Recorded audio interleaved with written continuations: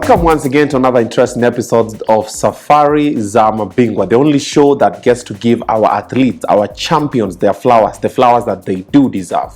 We all know that Kenya is celebrated for, amongst the wild animals and the Maasais, we have the athletes celebrated all over the world, putting Kenya on the map, winning gold medals, shining. But when they come back home, things are a little bit different. That is what Dakar Mamili, of course, Team Kenya are planning to change. And together with Ogobina, we've come out with this amazing show that you get to enjoy. We're going to celebrate our athletes. For this particular episode, we're here to celebrate a lady that I watched when I was very young. And somehow, wanasema mambo ya Mungu ni mengi, God had a way of bringing her to me and to sit down with the one and only, the champion, Catherine Ndereba. Did I say it right? Yes, you did. Sema Catherine ni mmoja. Ndereba. Hakuna wawili. Hakuna wawili. Hapana. You look nice. Thank you. Karibu. Asante sana. Yes. Yes. Just like I said, I used to watch you when I was very young on KBC. That make me feel very old. Okay, I didn't intend it like that, but it is what it is. Championship ya kwanza yenye uliwin ilikuwa which year? 2003. Si unaona? Mimi nilikuwa nanyonya. Unajua mimi ni Gen Z. Oh my God. Ulikuwa unanyonya? Nilikuwa nanyonya. It's okay. Nilikuwa huyo ni nani? Yeah. Okay, I'm just messing. But I saw, and that was the time when the name Catherine Ndereba has always just been, anytime Catherine, I know is a world champion, she's won a couple of championships, na tunawachia hapo. Yes. And then something happened, and personally, I've never seen you more as in the public space, because most athletes are very preserved. Wakongong, Paris, Ngong, Tokyo, Ngong, wakitokelezea hivi ni medal, wanarudi.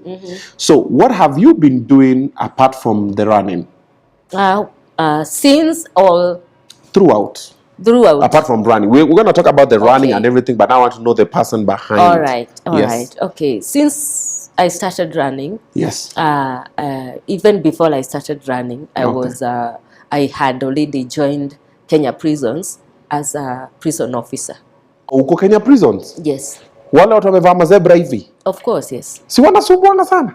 Sisi hatusubui. Hapana. No, nasema yani the wafungwa. The inmates. Hawasubui. Hawasubui. It's just a matter of getting to know them, understand where they are coming from. Okay. Yes. All right. And with that, we just gel very well. Okay. And that's what you love doing, that's what you've been doing since? Yes. I believe that's my calling, and interacting with these people. They are our brothers, they are our sisters, they are our children, they are our mothers and our fathers. Okay. Yes. And by the fact that someone has committed a crime, it doesn't mean that they exist. They ceased to be human beings. Okay. Yes. Okay. So, you've been a prison warden. Can I call it like that? Wardress. Oh, okay. Prison wardress. There is a prison warder and a wardress. When you're a woman, you're wardress. And a man is a warder. Okay. Yes. For how many years now? 10, 15? Oh my God. I think I'm heading to 30. 30 years? Yes. Oh, wow. And an athlete, you've been an athlete for how long? Okay, I was a professional athlete for 20 good years. Wewe? Yes. Umekafunga. Uko na namba yangu. Unitumie kamili. Do you know, if I was a prison wardress and I got those gold medals that you got under your belts, I ain't going back to no prison.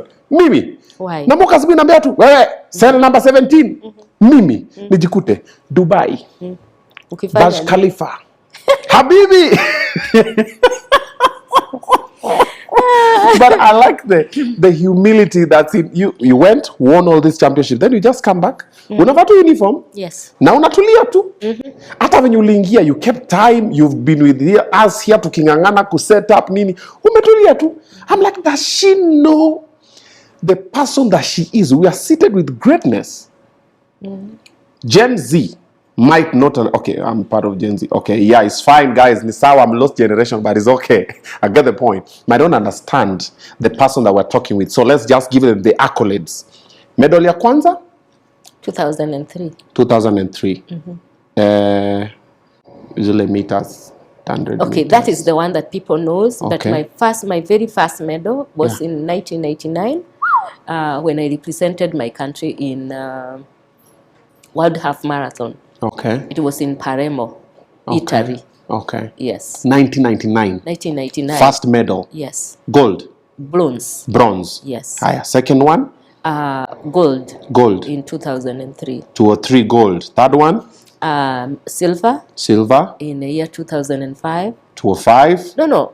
Silver in 2004 Olympics. 204. 2005 a silver in Helsinki World Championships. Okay. And gold in the year 2007 World Championship in Osaka. Wow. And silver in Beijing Olympics. Okay. Yes. Zimeishia hapo. Zimeishia hapo. Those are 6. Yes. Umeona tumehesabu 6. Now you understand what I mean when you say we're seated with greatness, putting Kenya on the map 6 times. Na ameenda hapo na ameng'ang'ana na pa. Why did you stop? Why I did stop, I kind of stopped unceremoniously just because I developed some problems. As you know, even when you drive your car, at some point it needed service or it kind of maybe have an accident or break something. Okay. But that was not the case. But for me, I developed an injury that really costed me, and it could not be fixed at there and then. It's something that really needed a lot of attention. Okay. To some point, I needed a surgery. Okay. Of which I decided I'm not going to have a surgery. I just want to heal naturally. Oh, wow. Yes. What happened? It was a knee, ama? No. I torn a ligament around my ankle, my right ankle. Eish. Yeah. That was painful. Very painful. Ulikuwa ukikimbia ama ilikuwa? Yeah. Championship? Not during the championship. I was just training. But this is not something that happened within a day. It's something that it's like because of what we call wear and tear. Okay. So this is something that has been, happening gradually, until that point now. Kwani wewe ni wale wa kunyamazia uchungu? Aka kamguu kidogo nimeteka ligament lakini ni sawa. Me, I didn't even know that it was a torn ligament until when I went to the doctor. And he had to assess and do all the images, including the MRI. The MRI is the one that shown like exactly what has happened. Okay. What's wrong? Mbona ulikataa surgery? I didn't want to have it. Kwa nini? Oh my God! How could I spend all that time in the hospital and all that? And yet, there was no other bigger name I could look to make after than what God has given me. Yes. So you are content. You're like, I'm contented with that. I was totally contented. Okay. Yes. Now I understand. Now I understand. When I go to places like Karura, I just feel I can stay there the whole day.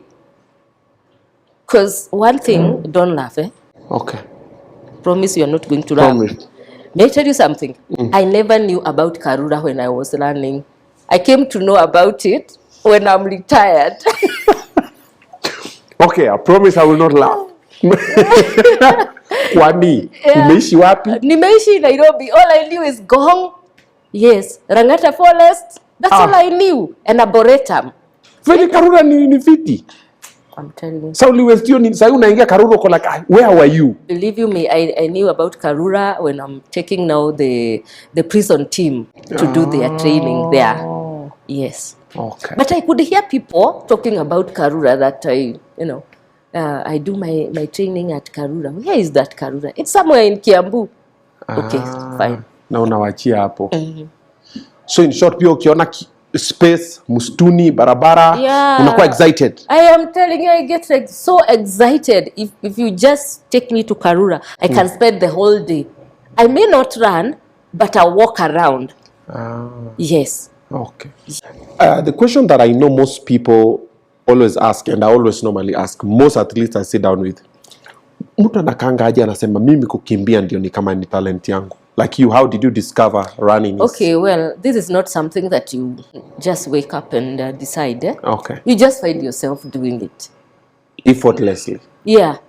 Yeah, like for me, there is nowhere I sat down and I decided that now this is what I want to do. I just found myself doing it, and I kind of fallen in love with it until, you know, I just enjoyed it when I was in primary school and secondary school.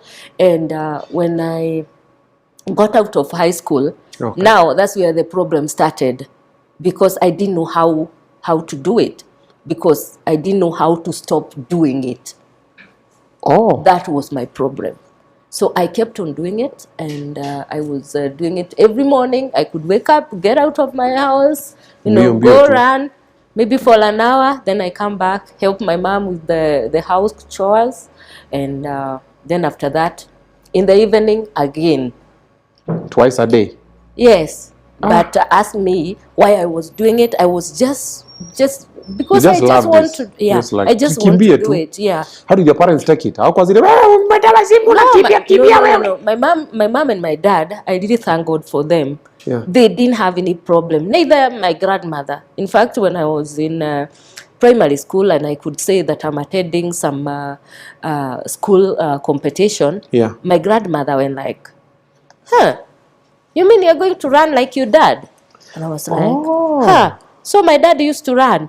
And he never talked about it. Never. Not a single day. Oh, okay. Yeah. But he used to run? He used to run. Granny? Yeah, he was in school. He used to run. But I don't think he represented the country anywhere. But he represented the country privately. Yes. From the comfort of his home. Mm-hmm. Yeah. So, mom? My mom, no. Yeah, mambo ya kukimbia. My mom doesn't have that. Siblings? But she can walk very far. Oh, very, marathon very walker. Far. Oh my marathon God. Walker. Yeah. We used to walk a very long distance, going to the chamber and all that. Na ako tu sawa, complain. Yeah. Siblings pia wanakimbia ama ni wewe tu? Yes, I do have some who runs. Yeah. They ran with me.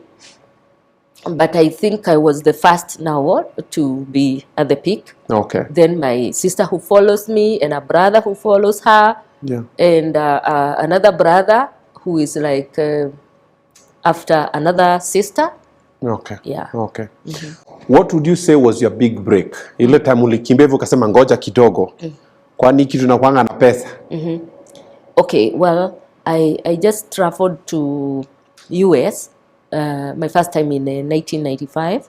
It was just right after graduating from college, Prison College. Okay. And when I went there, I had already been invited by my manager to do 3 races.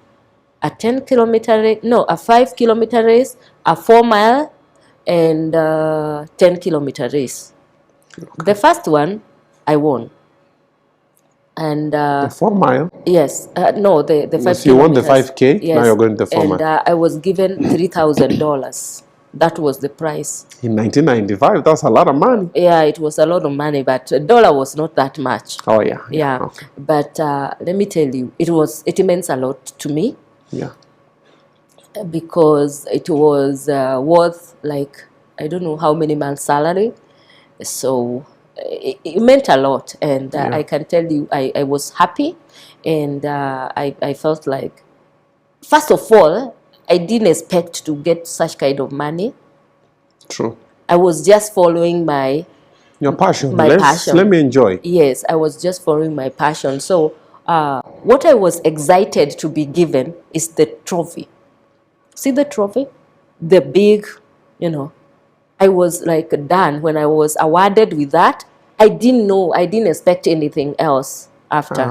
But later, they called me and I was handed a check of $3,000. And I was like, wow, so this is too much for me. Yeah. There's something here. You've been running you ran for 20 years. So 20 years. Yes. What is the greatest thing you feel like Kenya ever did for you for putting Kenya on the map? a lot. You know, when we go out there and we come back after after I won the gold, the first gold. Immediately when I came back home, I was awarded with what do we call it? A DSM. I was awarded with a Distinguished Service Medal. Okay. That was in the year 2002. Okay. Yes. Just a medal? Not year 2002, wait. It was year 2000. 2000? Yes. Just a medal? In fact, I had won Boston Marathon. Okay. Yeah, for my first time. Besides the DSM? That I was given, I was honored. I was invited to State House and the medal was presented to me by His Excellency, the former President Moi, Daniel Arap Moi, and at my office or where I work, I got a promotion. All this is all about the government. Okay. Yes, I can say, you know, very strongly that I have been well celebrated. Okay. Yes. Why do we always see most athletes, like when they go, they lead the pack, they shine, and then when I come, when later we look them, most of our athletes live in abject poverty. Most, not all. Kuna wale wamejipanga, but kuna wale walikuwa, and it happens even on the entertainment space. It happens on the football side, on whatever. But pia hata kwa athletes. What do you think is that thing that probably as a country or as a people we are not doing right, that tukiadjust kidogo at least inaweza tusaidia sana? One, same way we celebrate our heroes when they win. Same way we should you know, keep contact with them, because it is one thing to win, and it is another thing to maintain that kind of life. Sometimes when I just disappear, like in the world of, you know, shining and all that, and nobody cares. Like nowadays, where is Catherine? You know. True. Yeah, it's only either your family will get to know where you are, or your village, whatever. True. Your fellow villagers. Okay. Yeah. So that is one thing I would say. Do athletes have financial literacy training? Not really. I can say not really. Okay. But at you know, currently it is happening, because when you have these sponsors who are now coming through for the athletes, at least they have done something. Because I have seen it happen nowadays. So watu sasa wanafundishwa kuspend But pesa during zao. my time and the time of kina Paul Telgat and the rest, unless it is your personal effort, hakuna. I don't think it was there. Jipange. Because unashinda hata 5 million unarudishwa. Na usipojipanga unapangwa. By the way, it happens. When I say unapangwa, you know, many are the people out there who would take advantage of your naivety. Of course. Yes. Of course. And that is the biggest trap that majority of our sportsmen and women normally go through. Mashida ni mingi. Yes. Saidia ni mingi. Saidia ni mingi. And you forget, like, you can't help everyone. That's true. And also, we have this one problem of being people's pleasers. Like, nisipopatia Odina something. Atanionaje? Unakuwa yes man. Atasema ati. You've also been a very, you've been a champion for female athletes. You've been very vocal about them and their well-being and everything. Do you believe that female athletes are treated the same way male athletes are treated? Where? Across in the board? Kenya or in Kenya? Outside huko, whatever happens, we don't have so much power over it. But hapa kwa federation zetu za hapa, the bodies taking care of us, even compensation wise. In Kenya, I would say for sportsmen and women, I haven't seen anybody who is being rewarded differently. Okay. Yeah, if let's say if number one is getting $1 million or 500,000, of which we are getting. Okay. During my time, it was the same. Yeah. Yeah. During Agnes Tirop conference, you really spoke about the things to do with protecting the female athletes. Sure. What do you believe can be done differently? What I believe can be done differently is that they need to be taken care of. And first of all, they need to be educated. One, to get to know their rights. And secondly, in case someone has got a problem or they're experiencing a challenge, it's well for them to give a shout or even just to speak up. Yeah. Huko nje tunareceive aje? Vizuri. Depends on where you are. Yeah, depending on where you are. Okay. Ni wapi wewe unaona hapa nilifika nikakaribishwa kama mfalme? Well, I can tell you, since I won those several road races in US, I was known. Like in Boston, nobody can miss to get to know that is Catherine Ndereba. When I go to Japan, the same.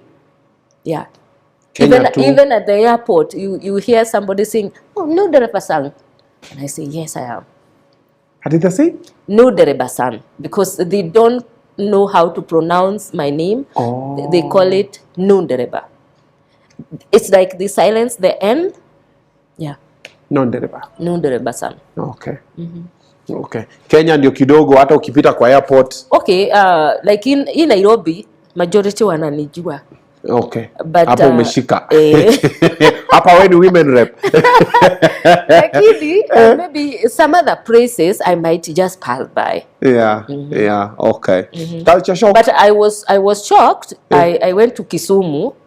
My first time, and I had this guy who followed me from the supermarket, and he followed me until where I was exiting the supermarket compound, and he said, "Excuse me, are you the one?" And I said, "Who? Are you Catherine Ndereba?" And I say, "Yes, I am." So I tell you, there are people who notices us. Because I didn't expect someone from Kisumu get to know me, you know. If it is Nyeri, okay. Huko ni home. Yeah, huko ni home. Yes. Oh wow. Alikufuata kwa mall yote? Yes. Alinifuata mpaka nikatoka kwa mall. Yes. And he asked me. The craziest fan you've ever met? The craziest fan? Yeah. I don't want to call it craziest, but I find it very weird. Okay. Yes, I met with this one lady in town. Can't remember the year. And she was like, Catherine Ndereba, you mean you normally walk? I was like, my goodness. Oh my goodness. I was just heading to a certain shop in town. And I was so shocked. Because even if you have a car, you can't enter a shop with your own car. You can't. At some point, you have to arrive and you have to walk. Yeah. The biggest culture shock you got, because you know you've traveled to a lot of countries. Yes. And coming from, you grew up in Nyeri, right? So coming from Nyeri, the world of Njahe, I had to throw that in there. Definitely. Njahe hata ukikaranga na nini bado ni Njahe tu. Ni kama ukiweka omena hata kwa keki.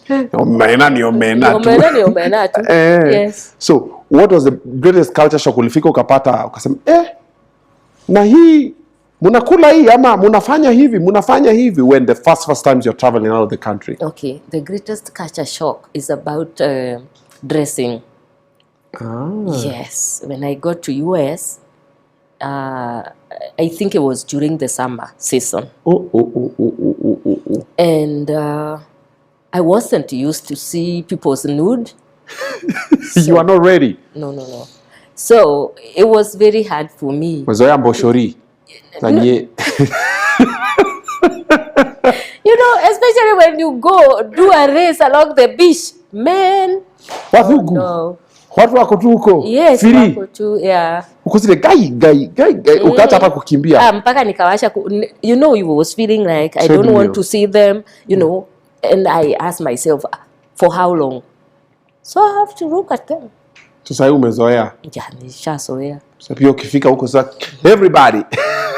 And also, another thing is now to convince me to run in my singlet or with my airborne without the singlet, because sometimes it gets too hot. Oh. And if you get to see my learning videos, you'll never see me learning with that small bikini kind of like uniform. Short, yeah, I could not get to use that. I never get used to that. Why? Not feel? No. I wasn't comfortable with it. Okay. Yeah. I could wear it during my training, but not anywhere out there. I could wear it underneath my tights and my everything else, but not when I'm racing. I don't mean that it's bad to wear it, but if someone is comfortable, me, I wasn't comfortable with it. Okay. Yeah.